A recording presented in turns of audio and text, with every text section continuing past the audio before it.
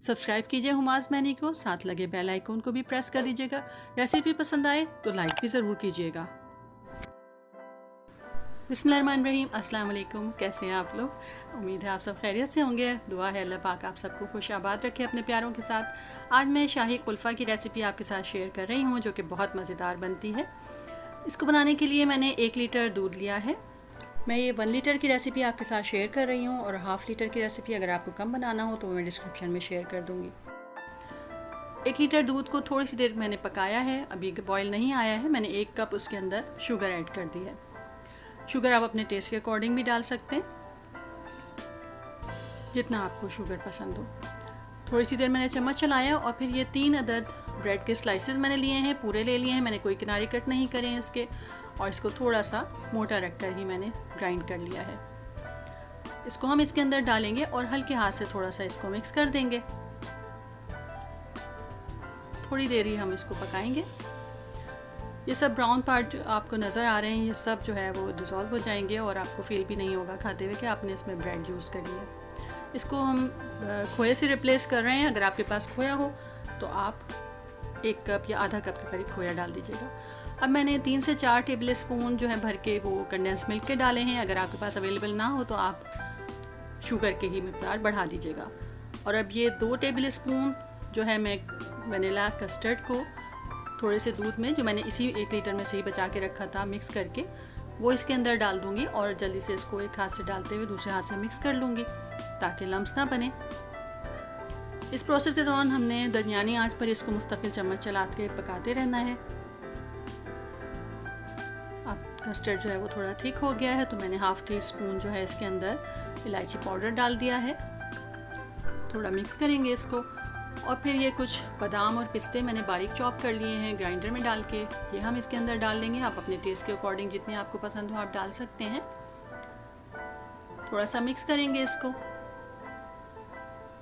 और उसके बाद हम ये 2 से 3 ड्रॉप मैंने केवड़ा वाटर और 2 से 3 ड्रॉप ही रोज़ वाटर के यूज़ करें। आपके पास रोज़ वाटर ना हो तो खाली केवड़ा वाटर भी ऐड कर सकते हैं। इसको हम थोड़ी देर चम्मच चला के और फिर फ़ौरन ही इसको चूल्हा बंद करके और ठंडा करने रख देंगे। और इसमें लेकिन ठंडा करते वक्त स्पून हमने मुस्तकिल चलाते रहना है ताकि मलाई ऊपर ना जमे। अब ये 500 ml मैंने विपिंग क्रीम ली है। इसको हम इतना विप करेंगे जैसे हम फ्रॉस्टिंग बनाने के लिए करते हैं। अवेलेबल ना हो तो आप टेट्रा पैक भी यूज़ कर सकते हैं। सॉफ्ट पीक आने तक हम इसको बीट करेंगे, थोड़ा टाइम लगेगा। बिल्कुल अच्छी तरह से जब इसकी सॉफ्ट पीक बन जाएंगी तो ये हमारी क्रीम तैयार हो जाएगी। ये देखें, अब ये बिल्कुल अच्छी तरह तैयार हो चुकी है, वो भी नहीं कर रही है, गिर नहीं रही है। अब हमने जो बैटर ठंडा किया था अपना कुल्फ़ा आइसक्रीम का, वो हम इसके अंदर डाल देंगे। ये हम सारा इसके अंदर डाल के और इसको फोल्ड करेंगे जैसे हम केक के लिए करते हैं, हल्के हाथ से, और बिल्कुल यकजान कर लेंगे इसको। सब चीज़ें अच्छी तरह मिक्स हो जानी चाहिए। जो भी हमने इन दोनों चीज़ों को मिक्स किया है अच्छी तरह मिक्स कर लेंगे। और फिर अब ये देखें अच्छी तरह मिक्स हो चुका है, तो अब हम इसको कंटेनर में शिफ्ट कर देंगे। मैंने कंटेनर एयरटाइट कंटेनर लिया है, उसके अंदर पहले थोड़े से बादाम और पिस्ते डाल दिए हैं। अपसाइड डाउन जैसे आपको करते हैं तो फिर वो ऊपर से आते हैं। आप इस तरह भी कर सकते हैं कि पहले बैटर डाल दें और उसके ऊपर से गार्निश कर दें बादाम और पिस्तों को। अब हम इसके लिए अच्छी तरह से कवर करके इसको फ्रीज़र में रख देंगे।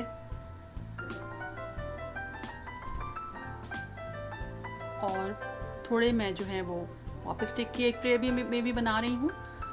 थोड़े मैं इसके अंदर भी डाल के एक ट्रे भी बनाऊँगी।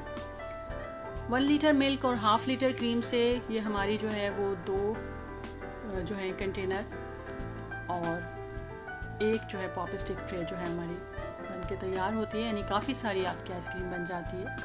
ये दूसरा कंटेनर है जिसमें मैंने ऊपर से गार्निशिंग की है बैटर डाल के। इसमें हम कोई केमिकल वगैरह यूज़ नहीं कर रहे हैं, इसलिए ये बहुत ज़बरदस्त मज़ेदार सी एक अच्छी रेसिपी है। ये देखें 8 आवर्स के बाद मैंने इसको निकाला है, तो हमारी स्टिक जो है वो बिल्कुल तैयार हो चुकी हैं। बहुत ज़बरदस्त कुल्फ़ा का आइसक्रीम का एक ज़बरदस्त सा टेस्ट आपको मिलेगा इस आइसक्रीम में। और अब जो ये वाला है इसको मैंने साइड से नाइफ़ से थोड़ा सा लूज़ करूँगी और फिर इसको इस तरह से हम कट कर लेंगे। कितनी सॉफ्ट और स्मूथ बनी है आप देखें, और बहुत ही ज़बरदस्त मज़ेदार टेस्ट है इसका। जब हम ओवरनाइट जमाएंगे तो फिर ये थोड़ी सी हार्ड हो जाएगी, उसके लिए आपको थोड़ी देर बाहर निकाल के वेट करना पड़ेगा, उसके बाद कट करें। और मैं आपको अभी कट करके भी दिखाऊंगी। ये देखें आप, इतनी सॉफ्ट और मज़ेदार बनी है ये। ज़रूर ट्राई कीजिएगा इस रेसिपी को, पसंद आए तो लाइक भी ज़रूर कीजिएगा और शेयर कीजिएगा अपनी फैमिली फ्रेंड्स के साथ। चैनल को सब्सक्राइब करिएगा।